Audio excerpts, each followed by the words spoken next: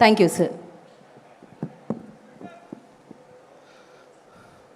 ముందుగా మెగా అభిమానులందరికీ, నేను కూడా అక్కడ కూర్చునేవాడిని, ఒక సామాన్యుడిని. ఈరోజు ఈ స్టేజ్ మీదకి తీసుకొచ్చిన పవన్ కళ్యాణ్ గారికి ధన్యవాదాలు తెలియజేస్తున్నాను.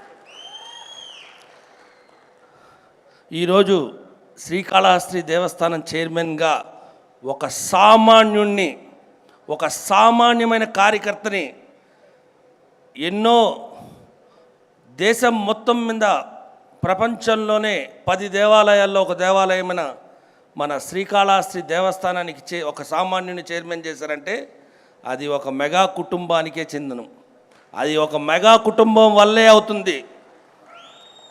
వాళ్ళు చూపించే అభిమానం అది అంతులేనిది.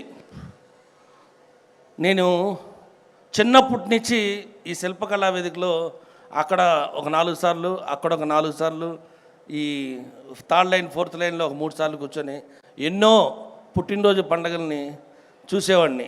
నాకు ఎప్పుడు ఈ స్టేజ్ ఎక్కాలని లేదు, ఎప్పుడు అక్కడే కూర్చోవాలనే ఉంటుంది. నాకు నిజంగా చెప్తున్నాను. ఈ మెగాస్టార్ కుటుంబంలో, మెగా కుటుంబంలో ఒకడిగా ఉండాలని ఒక ఆశ, అది ఈ పదవుల వల్ల కాదు కానీ మెగా ఫ్యాన్ వల్లగానే నాకు ఆనందంగా ఉంటుంది. ఈ పదవులు వస్తాయి పోతాయి, కానీ ఆ పదవి అనేది మాత్రం ఎప్పుడు స్థిరస్థాయిగా ఉండేది. నాకు కావాల్సింది ఆ పదవే, ఇంకా ఏం అవసరం లేదు.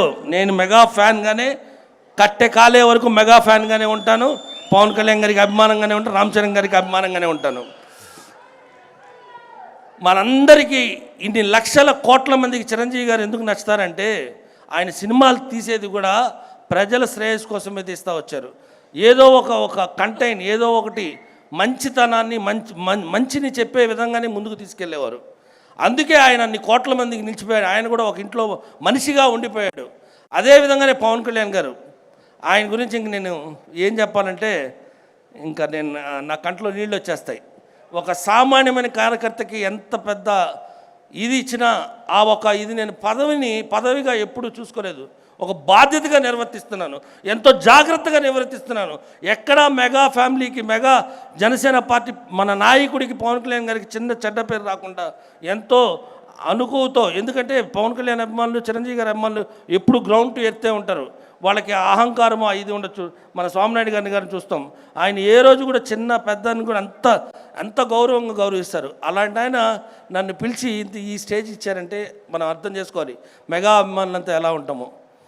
నాకు ఈ అవకాశాన్ని ఇచ్చిన first mega fans and mega hero megastar Chiranjeevi గారికి జన్మదిన శుభాకాంక్షలు తెలియజేస్తున్నాను.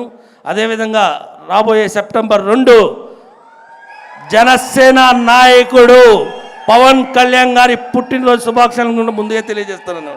జై జనసేన, జై జనసేన, జై జనసేన. మళ్ళీ మా గురుగారైన చిరంజీవి గారికి పుట్టినరోజు శుభాకాంక్షలు. థ్యాంక్ యూ సాయి గారు. హరిప్రసాద్ గారిని మాట్లాడాల్సిందిగా కోరుకుంటున్నాము.